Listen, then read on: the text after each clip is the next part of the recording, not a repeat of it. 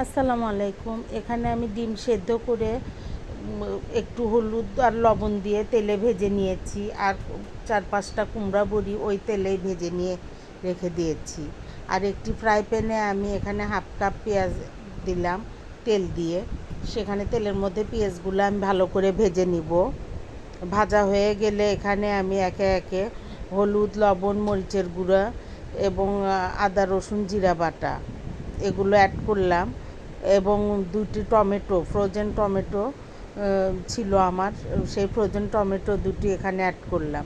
করে আমি এটা ভালো করে কষিয়ে নিব। আর এখানে আমি 2 টুকরো সাদা এলাচ এবং 2 টুকরো দারচিনি দিয়েছি। দিয়ে এটা আমি ভালো করে কষিয়ে নিব, অনেকক্ষণ ধরে কষাবো যেন মশলার কাঁচা স্মেলটা চলে যায়।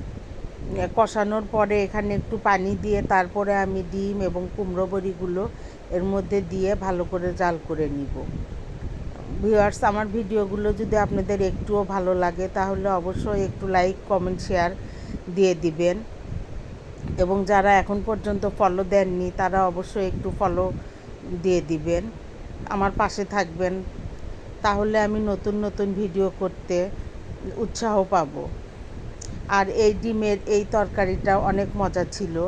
কুমড়ো বড়িগুলো অনেক ভালো লাগছিল এই ডিমের ভিতরে।